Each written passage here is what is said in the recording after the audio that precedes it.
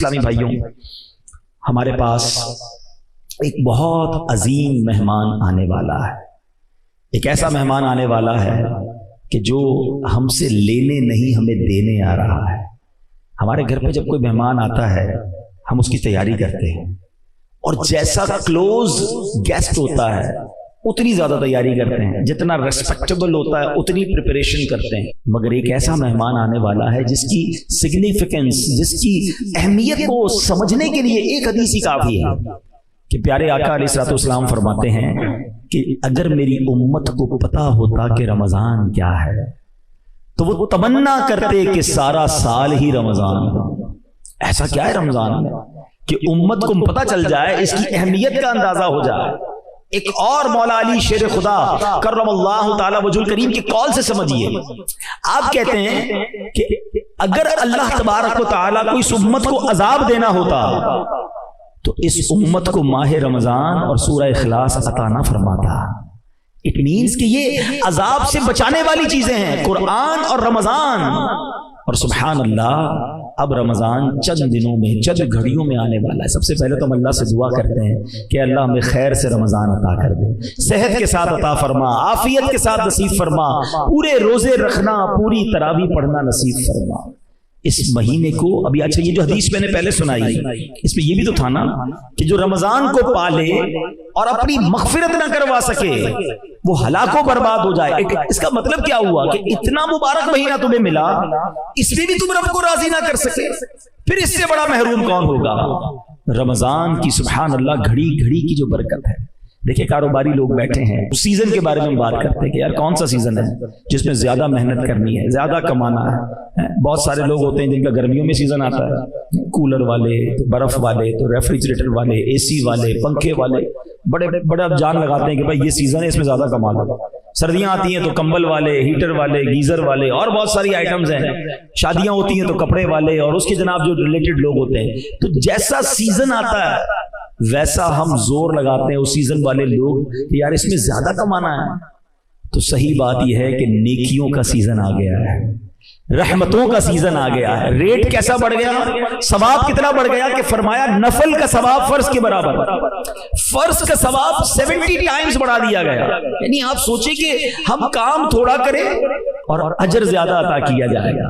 اچھا سارا سال میں اور آپ دعا کرتے ہیں یا اللہ بخش دے، معاف کر دے، سن لے ہماری پکار، ہمیں ہماری توبہ قبول کر لے، میں اور آپ ریکویسٹ کرتے ہیں۔ اور رمضان کی راتوں میں رحمت کی ندا آسمان سے دی جاتی ہے کوئی مانگنے والا کہ اس کی مراد پوری کر دی جائے، ہے کوئی سوالی کہ اس کا سوال پورا کر دیا جائے، ہے کوئی مغفرت مانگنے والا کہ اس کی مغفرت کر دی جائے۔ یعنی ادھر سے ندائیں ہیں کہ مانگ لو، مانگنے کا مزہ آج کی رات ہے۔ یہ پورا مہینہ رحمت، پھر روزانہ افطار کے وقت، ڈیلی افطار کے دن، یعنی افطار کا جو ٹائم آتا ہے 10 لاکھ گناہگار جہنم سے آزاد کیے جاتے ہیں۔ 1 ملین سنرز، 10 لاکھ گناہگار۔ اچھا پھر رمضان میں جمعے کا دن جب آتا ہے ہر گھڑی، ایوری مومنٹ 10 لاکھ گناہگار جہنم سے آزاد کیے جاتے ہیں۔ اور پھر اس رمضان کی جو آخری رات آتی ہے، احادیث کا مضمون ہے پورے مہینے میں جتنے بخشے گئے سارے کے سارے اس تعداد کے مطابق اتنے اور اس رات بخش دیے جاتے ہیں۔ جب لیلۃ الجائزہ چاند رات آتی، عید الفطر کی رات، اللہ تعالیٰ فرشتوں سے فرماتا ہے میرے فرشتوں اس مزدور کے بارے میں کیا کہتے ہو جس نے مزدوری پوری کی؟ فرشتے عرض کرتے ہیں مولا اسے پورا اس کی مزدوری ملنی چاہیے۔ اللہ فرماتا ہے میرے فرشتوں گواہ ہو جاؤ میں نے سب کی مغفرت فرما دی۔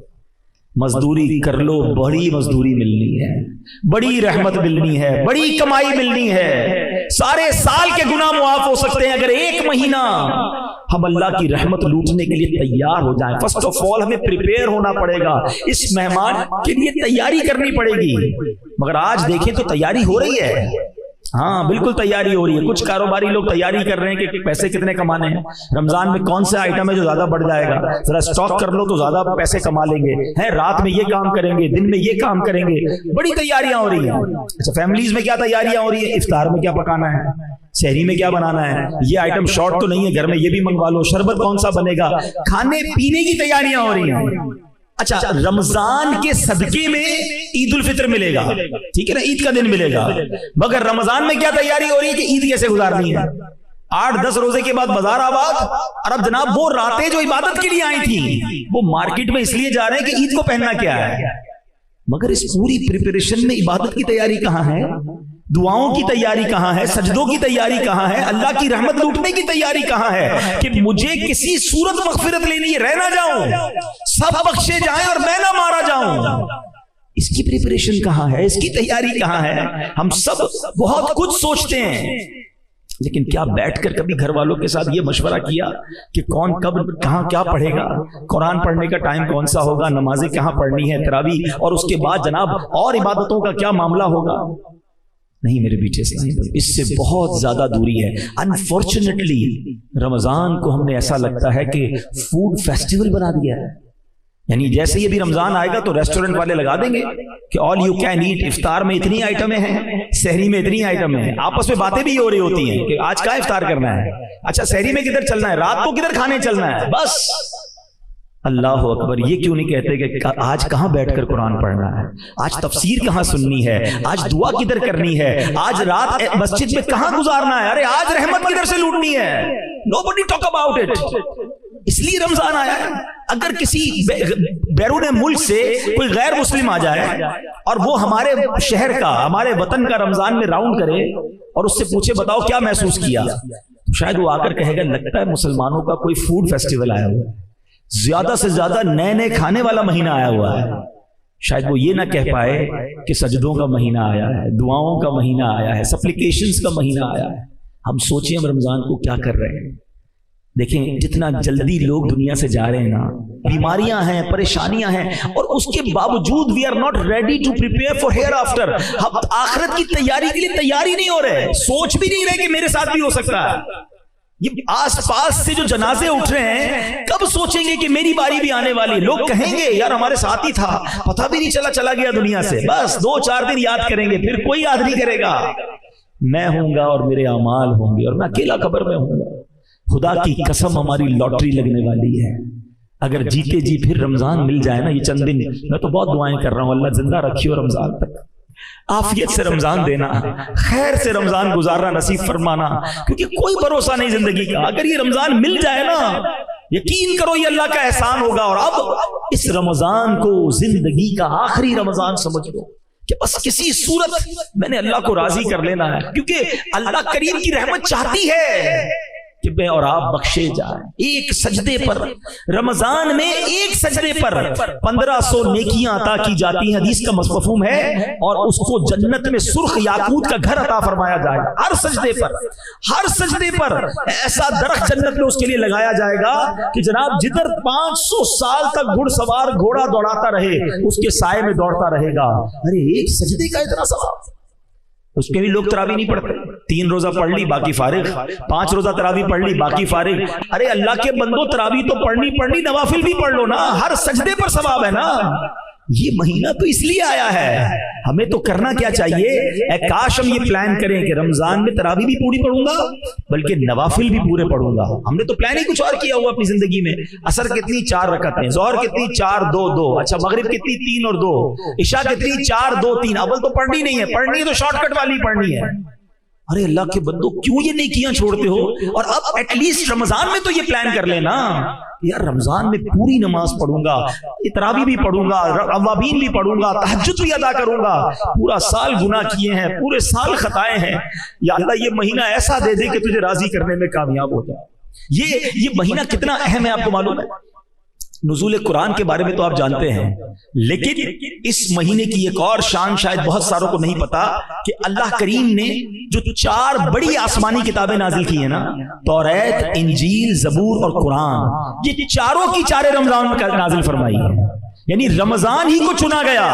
सुभान अल्लाह। आइए आपकी मालूमात में इजाफा करूं कि मुस्नद इमाम अहमद की रिवायत में कि अल्लाह के आखिरी नबी सल्लल्लाहु तआला अलैहि वसल्लम ने फरमाया, हजरत इब्राहीम के सहीफे रमजान की पहली रात में नाजिल हुए, तौरात शरीफ रमजान मुबारक की 7वीं रात में नाजिल हुई, इंजील मुकद्दस रमजान की 14वीं रात नाजिल हुई, और ज़बूर शरीफ रमजान की 6 तारीख को नाजिल हुई। और सुभान अल्लाह, कुरान के बारे में रब फरमाता है شہر رمضان الذی انزل فیہ القرآن، رمضان کا مہینہ جس میں قرآن نازل کیا گیا۔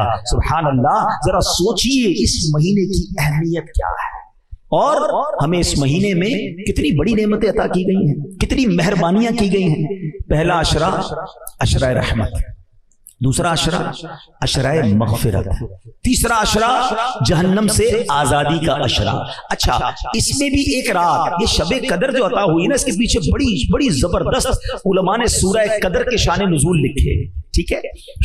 سورہ قدر پڑھتے ہیں نا، بسم اللہ الرحمن الرحیم، انا انزلناہ فی لیلۃ القدر وما ادراک ما لیلۃ القدر لیلۃ القدر خیر من الف شہر۔ یہ جو 3 آیتیں ہیں نا، اس کو سمجھیے گا ذرا، یہ قرآن کا بہت خوبصورت اسلوب ہے، یہ the way of قرآن ہے کہ جب قرآن کو کسی بات پر emphasize کرنا ہوتا ہے، کسی بات کی تاکید کرنی ہوتی ہے، تو قرآن خود کوسچن ہم سے پوچھتا ہے، انا انزلناہ فی لیلۃ القدر، ہم نے نازل کیا اسے لیلۃ القدر میں۔ پھر آگے فرمایا وما ادراک ما لیلۃ القدر، تم نے کیا جانا لیلۃ القدر کیا ہے؟ یہ کوسچن کرنے کا مطلب یہ ہے کہ اٹریکشن لی جائے، لوگ سمجھے کہ بڑی اہم بات ہونے جا رہی ہے، be prepare for that words. جس طرح قرآن نے سورہ قارعہ میں فرمایا القارعۃ ما القارعہ وما ادراک ما القارعہ، تم نے کیا جانا قارعہ کیا ہے، اور اس کے بعد قرآن اسے ڈیفائن کرتا ہے۔ بالکل اسی طرح قرآن یہاں کہہ رہا ہے کہ تم نے کیا جانا لیلۃ القدر کیا ہے۔ پھر فرمایا لیلۃ القدر خیر من الف شہر، یہ وہ رات ہے جو 1000 مہینوں سے بہتر ہے۔ There is a question, why 1000 months؟ یہ 1000 مہینوں کی کیلکولیشن کیا ہے؟ 100 سال ہوتے، 50 سال ہوتے، 200 سال ہوتے، یہ 1000 مہینوں کے پیچھے لاجک کیا؟ اس کے پیچھے علماء نے، مفسرین قرآن نے بہت ساری جس کو کہیں شان نزول بیان کی ہے۔ نبی پاک علیہ الصلوۃ والسلام نے صحابہ کرام کے سامنے ایک واقعہ بیان کیا، پیارے آقا علیہ السلام نے بتایا، جس کا مضمون ہے کہ پچھلے زمانے میں ایک بزرگ ہوتے تھے، ان کا نام تھا شمعون، بنی اسرائیل کا زمانہ تھا، حضرت شمعون۔ نبی پاک نے فرمایا کہ وہ بڑی اللہ کی عبادت کرتے تھے، دن میں جہاد کرتے، رات کو عبادت کرتے، اور 1000 مہینوں تک انہوں نے ایسے وقت گزارا، روزہ بھی رکھتے تھے، بڑے جاندار تھے، بڑے طاقتور تھے، مگر بڑی صفاکی کے ساتھ، طویل واقعہ میں شارٹ کر کے بتا رہا ہوں، بڑی صفاکی کے ساتھ، بڑے ظلم کے ساتھ آپ کو شہید کر دیا گیا۔ اب جب صحابہ کرام نے واقعہ سنا تو کیا شاندار مائنڈ سیٹ تھا صحابہ کرام کا۔ ہمیں کوئی پچھلی قوم کی، پچھلے کسی لوگوں کی بات بتائے تو کہتے ہیں اچھا اتنے پیسے تھے ہمارے پاس کیوں نہیں ہے۔ ہم تو کسی کے گھر جاتے ہیں، اس کا گھر دیکھ کے ہمارا موڈ آف ہو جاتا ہے، یار اس کا اتنا بڑا، میرا چھوٹا سا گھر ہے، اتنی بڑی گاڑی میری کب ہوگی، اس کی گاڑی دیکھے تو رات نہیں گزرتی۔ اللہ کے بندو، اس ریس میں مارے جاؤ گے، ہاں یہ کبھی نہیں جیت سکتے، پریشان ہی رہو گے۔ اگر یہ والی ریس کرنی ہے نا تو پریشان ہی رہنا ہے، کیونکہ کروڑ پتی ارب پتی کو دیکھ کے پیچھے رہ جائے گا، ارب پتی کے اوپر خرب پتی موجود ہے۔ آپ کتنی بھی بڑی گاڑی لے لیں، ہم لوگوں کے پاس پرائیویٹ جیٹ آ گئے، کہاں تک جاؤ گے؟ اللہ کے بندو، جو رب نے دیا ہے اس پہ شکر ادا کر لو، انجوائے کرو اپنی لائف کو۔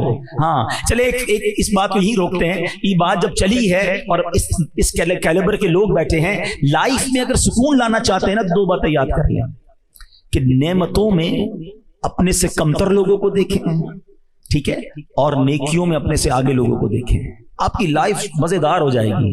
آپ کو جب بھی لگے نا کہ یار میرے سے آگے لوگ ہیں، وہ نہ دیکھیں، اپنے سے پیچھے والوں کو دیکھیں۔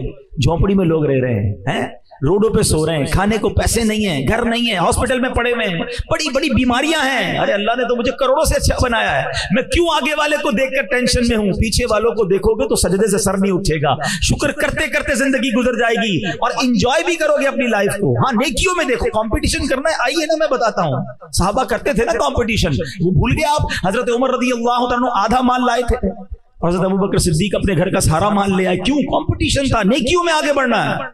ہمیں اچھی گاڑی والے، پراڈو والے کو دیکھ کر تو خیال آتا ہے کہ میری کرولا کیوں رہ گئی، تمہیں تہجد گزار کو دیکھ کر خیال کیوں نہیں آتا کہ میں تہجد کب پڑھوں گا؟ یہ تہجد بھی پڑھتا ہے، یہ روز قرآن پڑھتا ہے، مجھے قرآن پڑھنا ہی نہیں آتا، یہ بزنس بھی کرتا ہے، دین کا کام بھی کرتا ہے، میں کب کروں گا؟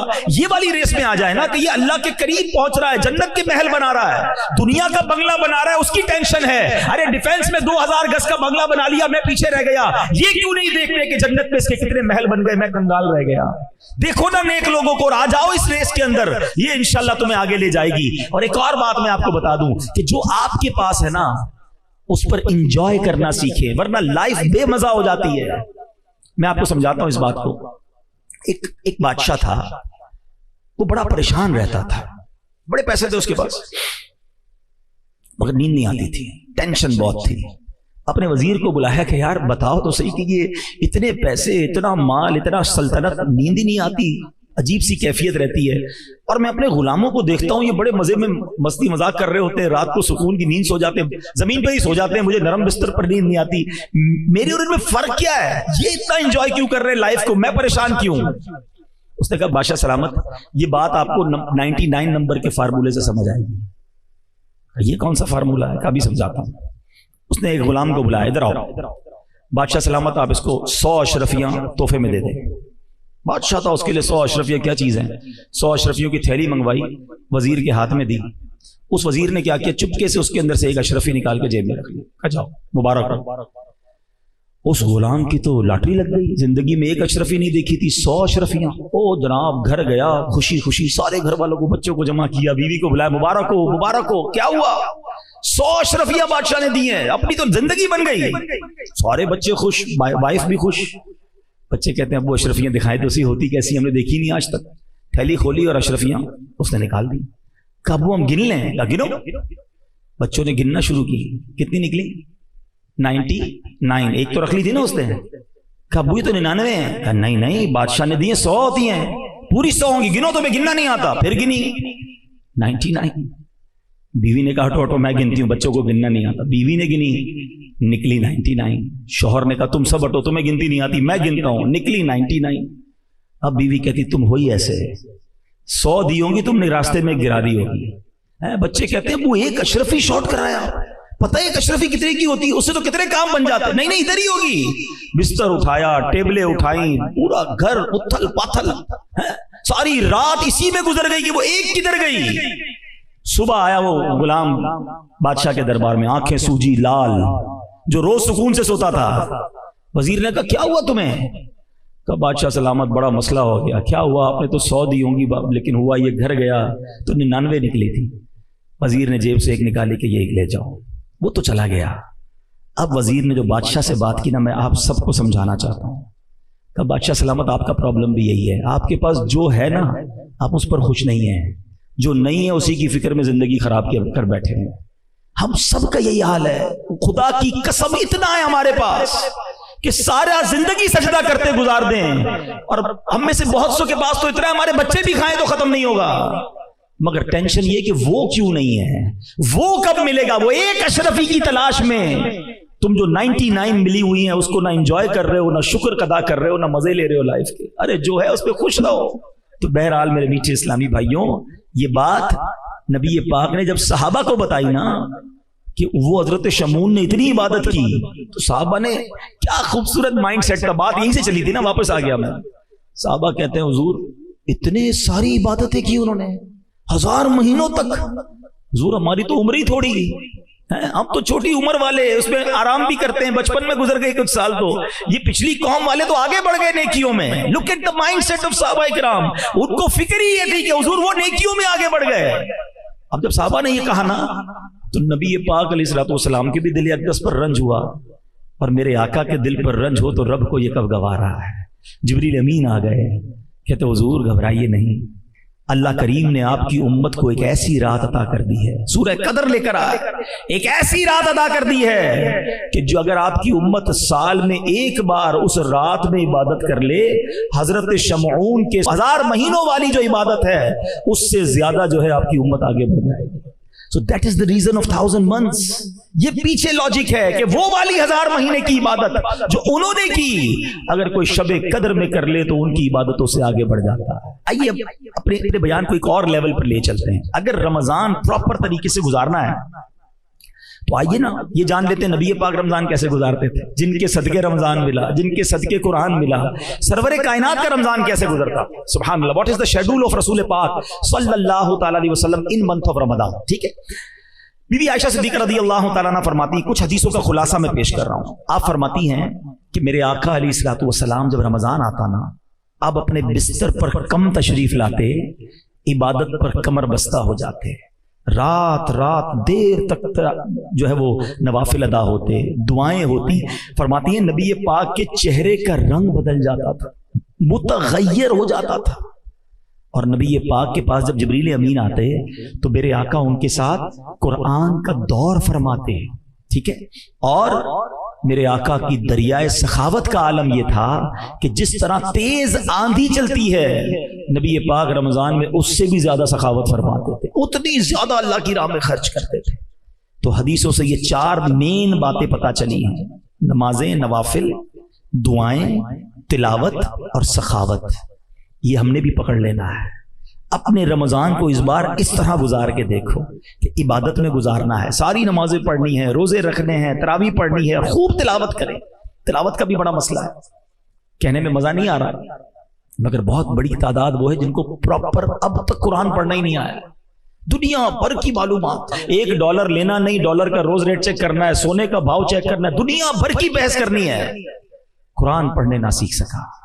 بتاؤ نا یہ کیسی زندگی ہے. حدیث پاک کے الفاظ ہیں وہ دل ویران ہے جس میں کچھ قرآن نہیں ہے. اپنے آپ سے پوچھو، اتنی نالج دنیا کی اور دل ویران قرآن کے بغیر. نہ کریں ایسا. ایٹ لیسٹ اس رمضان کو تو انڈرسٹینڈنگ آف قرآن کا مہینہ بنا لو نا. اس رمضان میں اپنا شیڈیول ایسا بنائیں کہ یار 1 گھنٹہ روزانہ ایٹ لیسٹ تراویح کے علاوہ میں صرف قرآن کو دوں. اور آپ کے لیے کتنی آسانی ہو گئی ہے. ایک بزرگ نے بڑی پیاری بات کی کہ پچھلے 1400 سالوں میں دین سیکھنا اتنا آسان نہیں تھا جتنا اب آسان ہو گیا ہے. کتابیں PDF پہ آ گئیں، ویڈیوز آنا شروع ہو گئیں، کورسز آن لائن ہونا شروع ہو گئے. یعنی اگر کوئی دین سیکھنا چاہتا ہے، نہیں چاہتا تو اس کی مرضی ہے. اب فنگر ٹپس پہ علم دین ہے. ارے وہ زمانہ تھا لوگ اونٹوں پر، گھوڑوں پر، صحابہ کرام نے 6 مہینے کا سفر کیا ایک حدیث سننے کے لیے. آج کمپائل کر کے بکس ہیں، ذرا آپ انٹرنیٹ پہ سرچ کریں، کتابیں موجود ہیں، PDF پہ موبائل میں آ جاتی ہیں، اپلیکیشنز مل جاتی ہیں، آڈیو بکس آ جاتی ہیں.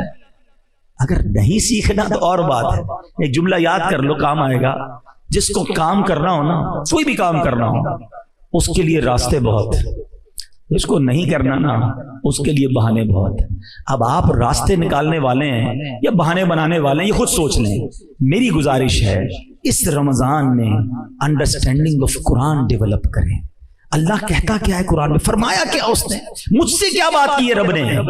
خدا را قرآن کو وقت دیں، قرآن کی اپنے تلفظ درست کریں. دعوت اسلامی یہ ساری سروسز آپ کو دے رہی ہے. آن لائن کلاسز موجود ہیں، آپ آن لائن پڑھ لیں گھر بیٹھے. آپ کو آن لائن قاری صاحب پڑھا دیں گے، اسلامی بہنوں کو اسلامی بہنیں پڑھا دیں گی. اس کے علاوہ ہمارے پاس ہم نے بڑی ایک آسان تفسیر قرآن صراط الجنان بالکل آسان اردو میں موجود ہے. اس کو PDF بھی ڈال دیا ہے، اس کو اپلیکیشن بھی بنا دیا ہے، آپ آڈیو بھی ریلیز کر دی ہیں تاکہ آپ گھر بیٹھے صرف سنتے ہی رہیں قرآن کو کہ ترجمہ کیا ہے، تفسیر کیا ہے. اور آج کی اردو میں 100 سال پرانی اردو ڈیفیکلٹ تھی اور آسان اردو میں لکھ دیا کہ لوگ سمجھیں. تو اس بار قرآن کے ساتھ رمضان گزاریں. میرے آقا دور فرماتے تھے قرآن کو. جو حافظ بچے مجھے سن رہے ہیں، کم از کم رمضان میں قرآن تو پکا کر لیں. رمضان میں تو اپنے قرآن کی دہرائی کریں. ویسے تو سارا سال ہی آپ کو کرنا چاہیے تھا، لیکن یہ تو نزول قرآن کا مہینہ ہے. خاص رمضان اور قرآن کا ایک کمبینیشن ہے، اس کو حاصل کر لیجئے. اور پھر اس رمضان میں سخاوت کیجئے. اور یہ جو سخاوت ہے نا، اس کے پیچھے بھی ایک لاجک بڑی پیاری ہے. رمضان کو ماہ صبر بھی کہا جاتا ہے، ماہ مواسات بھی کہا جاتا ہے. ماہ مواسات کے معنی کیا ہے؟ خیر خواہی کرنا، مدد کرنا ہے، لوگوں کی ہیلپ کرنا. اب اس میں بھی پتہ کیا ہوتا ہے، بڑی پیاری بات مولانا نقی علی خان جو اعلیٰ حضرت کے بھی والد صاحب لکھتے ہیں کہ رمضان کے روزوں کے پیچھے ایک لاجک ہے. جب انسان بھوکا ہوتا ہے نا، ڈھال ہو جاتا ہے، اثر کے بعد کیفیت ہو جاتی ہے نا، تو بتا اس کو احساس ہوتا ہے کہ غریب کیسے زندگی گزارتا ہے. تمہاری اوقات کیا ہے یہ پتہ چل جاتی. وہ ٹور، وہ کر و فر، وہ جاہو جلال، آواز ہی نہیں نکل رہی ہوتی. انسان اپنے آپ کو حقیر، عاجز محسوس کرتا. اگر کرے تو یہ رائٹ طریقہ ہے عاجزی اختیار کرنے کا. روزے رکھ کر احساس کرو کہ میں تو افطار کر لوں گا، غریب تو پورا سال ہی بھوکا ہوتا ہے. اور اس میں بھی ہمارے یار دوست کیا کرتے ہیں، سحری میں اس لیے زیادہ کھاتے ہیں کہ پورا دن بھوکا رہنا ہے، اور افطار میں اتنا کھاتے ہیں کہ پورا دن بھوکا رہتے ہیں. پھر سحری اور افطار کے درمیان 4 بار اور کھانا ہے کیونکہ بھائی کل روزہ رکھنا ہے. کچھ دوستوں کا تو پتہ چلتا ہے کہ رمضان میں ویٹ بڑھ جاتا ہے. ارے روزے بھی رکھے اور وزن کیسے بڑھ گیا؟ زیادہ کھایا نا. آپ دیکھ لیں 5-6 رمضان بعد تراویح میں آپ کو کھانسیوں کی آوازیں آنا شروع ہو جائیں گی، کیونکہ ہمارے تو افطار کے واجبات میں سے سموسے ہیں، پکوڑے ہیں، اس کے بدلے تو لگتا ہے افطار ہی نہیں ہوتا. وہ 5-6 چیزیں تو ضروری ہیں. اب روز تیل کی آئٹم کھائیں گے تو گلا خراب ہونا ہے. 10-15 رمضان کے بعد ڈاکٹر سے پوچھ لیں, ادھر جناب وومٹنگ کی اور ڈائریا کی اور اس کی لائنیں لگی ہوئی ہوتی ہیں, کیونکہ ہر چیز کھانی ہے, زیادہ کھانی ہے, اس لیے نہیں آیا رمضان. اچھا جو حکمت تھی بھوکا رہنے کی, وہ بھوک ہی نہیں لگتی. اچھا کچھ ایسے جو سوتے ہی رہتے ہیں, اللہ معاف کرے, ایسے بھی لوگوں کے بارے میں سنا سحری کر کے سوتے افطار میں اٹھتے ہیں. ہم جب چھوٹے تھے خارا در میں تو ایک جملہ سنا تھا, ہمارے کچھ جو دوست تھے وہ کہتے ہیں بھونپو ٹو بھونپو روزہ رکھتے ہیں. وہ پہلے بھونپو بچتا تھا نا سحری ختم ہونے کا اور افطار کا, بولا بھونپو کر سن کے سو گئے, اب اگلے بھونپو پہ اٹھیں گے. اللہ اکبر, یہ کون سا روزہ ہے کہ تمہاری نمازیں قضا ہو رہی ہیں؟ ٹائم پاس کر رہا ہوں یار, روزہ رکھا ہے تو کیا کر رہے ہیں؟ ویڈیو گیم کھیل رہے ہیں, معاذ اللہ فلمیں دیکھتے ہیں, سنا ہے کیا کر رہے ہیں ہم رمضان کے ساتھ. یہ ہمیں بھوک کا احساس دلانا مقصود تھا. ایک بندے کے بارے میں مولانا نقی علی خان صاحب لکھتے ہیں کہ وہ بڑے پیسے بانٹتا تھا غریبوں میں. اس کے رشتہ دار سمجھاتے کہ بھائی اتنا خرچ مت کر, بچا کے رکھ. بولتا نہیں میں اللہ کی راہ میں خرچ کروں گا. ماشاءاللہ کرتا رہتا. 2-4 دوستوں نے کہا اس کو پکڑ کے بند کر دیتے ہیں تاکہ اس کو یہ انسان بن جائے, تھوڑے بچانا سیکھ جائے. بند کر دیا اس کو کچھ دنوں کے لیے, بھوکا رکھا, قید کر دیا. تھوڑے دنوں بعد چھوٹا نا, جب اس کو چھوڑا تو وہ جا کے اس نے اور خرچ کرنا شروع کر, زیادہ خرچ کرنا شروع کر دیا. تو کہا تمہیں قید سے سبق نہیں ملا؟ کہتا قید میں گیا تو سبق مل گیا کہ بھوکا رہا تو پتا چلا کہ بھوکوں کا حال کیا ہوتا ہے. غریبوں کی فکر تو قید میں رہ کے مجھے ہوئی کہ میں چند دن قید میں رہا ہوں تو میرا یہ حال ہے. جو بیچارے ساری زندگی اس طرح گزارتے ہیں ان کا کیا حال ہوگا. یہ سبق دینے آتا ہے رمضان. مگر یہاں تو پلاننگ ہی کچھ اور ہے. تو پلیز اس رمضان میں نبی پاک کے انداز کو فالو کر لیں اور خوب خرچ کریں. ایک بات آج یاد کر لیجیے, ویسے تو میرے آقا علیہ الصلوۃ والسلام جو فرمائے حق ہے, مگر نبی پاک نے یہ فرمانے سے پہلے کیا ایمفسائز کیا, تاکیداً کتنی شاندار بات فرمائی. حدیث پاک کا خلاصہ ہے کہ میں اللہ کی قسم کھا کر کہتا ہوں, راہ خدا میں خرچ کرنے سے مال کم نہیں ہوتا. تو ڈیفینیٹلی ہو گیا نا کہ آپ نے خرچ کرنا ہے اور یہ کم نہیں ہونا. کیلکولیٹر کہے گا کم ہو گیا, ہاں یہ بتا دوں, £1,00,000 میں سے 5,000 دو گے تو 95 ہی کیلکولیٹر بتائے گا نا. لیکن کچھ باتیں بیونڈ دا کیلکولیٹر ہوتی ہیں. اگر کوئی شخص کھیت میں جائے 2 بوری بیج کی لے کر اور اپنی زمین پر وہ سارے بیج چھڑک کر آ جائے تو کیلکولیٹر تو یہ کہے گا کہ 2 بوری زیرو ہو گئی, ختم ہو گئی. عقل مند بندہ کہے گا 2 بوری ڈال کر آیا ہے, تھوڑے دنوں بعد 2 ٹرک لے کر آئے گا. تو یہ اللہ کی راہ میں خرچ کرنا بیج ہی ہے. یہ تم بیج ڈالو اللہ فصل عطا فرمائے گا, ہمیشہ ملٹی پلائی ہوتا ہے. جو لوگ پوری زکات دیتے ہیں ان سے پوچھ لیجئے کہ اگلے سال وہ زیادہ دے رہے ہوتے ہیں. کیسے زیادہ دے رہے ہیں؟ کیونکہ اللہ اور برکت ڈال دیتا ہے. تو ہمیشہ ایک تو میرا ایک بہت بڑا درد ہے اور اللہ کرے کسی کے لیے فائدہ ہو جائے. آپ بھی اس بات کو پلیز میں کہتا ہوں وائرل کریں, بات کریں, دوستوں میں بیٹھتے ادھر ادھر کی گپ شپ یہ والی بات کریں جو میں اب کرنے جا رہا ہوں. یعنی میری اب یہ فیلنگ اسٹرانگلی بنتی جا رہی ہے کہ جس طرح رمضان کے علاوہ بدقسمتی سے لوگ شاید 7-8-10% نماز پڑھتے ہیں, ایسا لگتا ہے کہ اب زکوٰۃ بھی 7-8-10% لوگ ہی پوری دیتے ہیں. نہیں دیتے زکوٰۃ. زکوٰۃ کی کیلکولیشن ہی کرنا نہیں آتی ہے, ذہن ہی نہیں ہوتا. بس تھوڑے بہت دے دیے, اتنے دے دو بس. کسی کی شادی کرا دی, کسی کا یہ کر دیا, ہو گئی ہماری. کیسے ہو گئی بھائی؟ ٹیکس ریٹرن آپ بھرتے ہو یا آپ کا وکیل بھرتا ہے؟ کیوں وکیل سے کرواتے نہیں یار, اس کو ذرا صحیح حساب آتا ہے. زکوٰۃ کا حساب آپ نے کیسے بنا لیا؟ آپ کو زکوٰۃ کا حساب بنانے کے لیے کسی عالم دین سے رجوع کرنا چاہیے. یہ پلر آف اسلام ہے, بچپن سے پڑھتے آ رہے ہیں نا. اسلام کے 5 پلر ہیں, 5 ستون ہیں. ایمان لانے کے بعد کیا ہے؟ نماز, روزہ, حج, زکوٰۃ. زکوٰۃ کو نہ سمجھنے کے لیے کوئی تیار ہے, نہ پراپر دینے کے لیے تیار ہے. حالانکہ پورے سال میں ایک بار, وہ بھی کتنے سارے مال کو تو ڈڈکٹ کر دیا گیا. اگر میں لاجیکلی بات کروں نا, ہے تو 2.5% ہی, لیکن اگر لاجیکلی بات کی جائے, اگر سمجھانے کے لیے, تو زکوٰۃ تو شاید 1-1.5% بنتی ہے. آپ کہیں گے یہ کیسے بھائی؟ آپ کا گھر نکل گیا زکوٰۃ سے, آپ کی فیکٹری نکل گئی, آپ کی ساری گاڑیاں نکل گئی, گھر میں جو سامان ہے وہ نکل گیا, اگر کوئی کرائے پہ جگہ دی تو وہ بھی نکل گئی. اب بتائیے ہمارا 50% نارملی سرمایہ وہ گھر, گاڑیاں اور فیکٹری یا دکان, جو ہماری مین چیزیں, فیکٹری کی مشینری بھی نکل گئی. تو اتنی ساری چیزیں تو شریعت نے مائنس کر دی. اب بچا کیا؟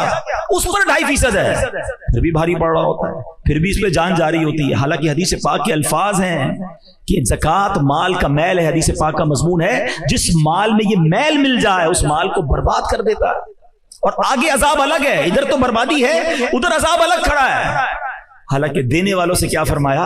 سبحان اللہ, کہ اپنی زکوٰۃ دے کر اپنے مالوں کو مضبوط قلعوں میں قید کر لو, سیکیور ہو جاتا ہے آپ کا مال اللہ کی رحمت سے. اور ایک کتنی خوبصورت حدیث ہے کہ اللہ کے حبیب فرماتے ہیں کہ رب فرماتا ہے, حدیث قدسی ہے کہ اے ابن آدم، حدیث پاک کا مضمون ہے، اپنا مال میرے پاس جمع کروا دے. اللہ کہہ رہا ہے اے میرے بندے اپنا مال میرے پاس جمع کروا دے، نہ جلے گا نہ ڈوبے گا نہ کم ہوگا، میں تجھے اس دن لوٹاؤں گا. نہ جلے گا نہ ڈوبے گا نہ چوری ہوگا، یعنی کم نہیں ہونا، اور میں تجھے اس دن لوٹاؤں گا جس دن تجھے ایک ایک نیکی کی ضرورت ہوگی. اللہ اکبر. وہ دن کون سا ہوگا؟ جب بیٹے کو ماں بھی مدد نہیں کرے گی، باپ کو بیٹا بھی جواب نہیں دے گا، نفسا نفسی کا دور ہوگا، ایک گناہ کوئی لینے کے لیے تیار نہیں ہوگا، ایک نیکی کوئی دینے کے لیے تیار نہیں ہوگا، اور اللہ کے یہاں وہ تمہارا ڈپازٹ جمع ہوگا. جب رب فرماتا ہے میں تمہیں اس دن دوں گا جس دن تمہیں ایک ایک نیکی کی ضرورت ہوگی، پھر خرچ کرنے میں سوچیں. رمضان سخاوت کا مہینہ ہے، رمضان عطاؤں کا مہینہ ہے، اور آپ بانٹے جائیں. اگر زکوٰۃ دے بھی دی نا اور نیکی کا کوئی اور کام آ گیا اور دے دیں. اور یہ بھی حدیث پاک کے الفاظ ہیں کہ گن گن کر خرچ نہ کرو، ورنہ وہ رب کریم بھی تمہیں گن گن کر عطا فرمائے گا.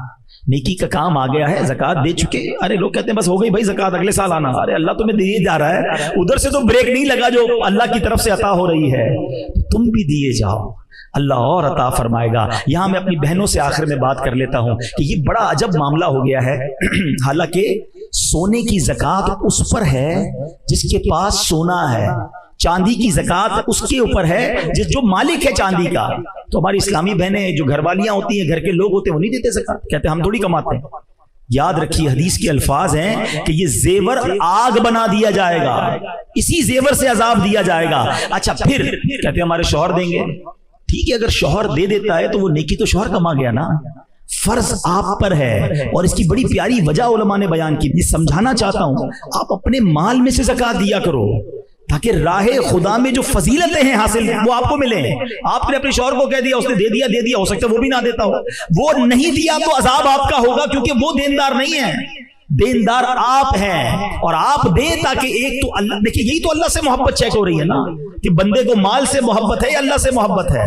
تو یہ خواتین کو بھی یہ پریکٹس ہر سال کرنی چاہیے کہ یہ میرے زیور، یہ میرا تھوڑا سا حصہ بیچیں اور اس سے میری زکوٰۃ دیں، جو بھی اس کے پورا نصاب بنتا ہے اس کا حساب کریں میری بہنیں، تاکہ یہ اجر، یہ ثواب یہ آپ کو ملے، اللہ اور دے دے گا.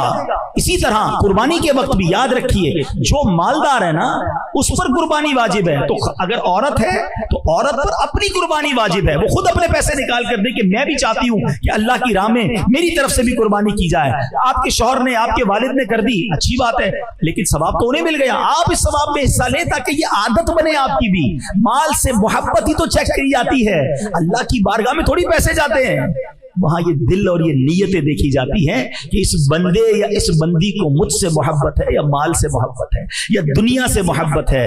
اللہ اپنی اور اپنے رسول کی محبت عطا فرمائے، دین کی محبت عطا فرمائے. اچھا زکوٰۃ دینے میں ایک اور بڑا مسئلہ، ایک تو زکوٰۃ پراپر بناتے نہیں ہیں، حساب کر بھی لیا تو زکوٰۃ دینے میں بڑی سستی ہے، یار ہم تو پورا سال تھوڑے تھوڑے کر کے دیتے ہیں. نہیں جناب، اگر زکوٰۃ کا دن آ گیا اور آپ کی زکوٰۃ آپ پر لاگو ہو گئی تو آپ نے اسی دن زکوٰۃ نکالنی ہوگی.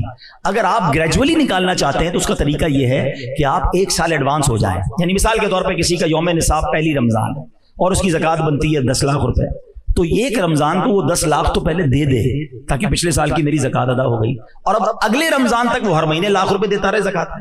اگلے رمضان میں جا کے کیلکولیٹ کر لے، 8 لاکھ دے دیے تھے، اب 10 بنتے تو 2 دے دے، 10 دے دی اور 12 بنتے تو مزید 2 دے دے، کم بنتے ہیں. اب ایسا بھی دیکھو شریعت کے طریقے آسان ہے کہ کسی نے پورے سال میں زکوٰۃ دے دی 10 لاکھ روپے، بعد میں کیلکولیشن کی زکوٰۃ تو بنتی تھی 9 لاکھ روپے، تو کوئی بات نہیں، 1 لاکھ روپے اگلے سال کی زکوٰۃ کے لیے کیری فارورڈ کر لے.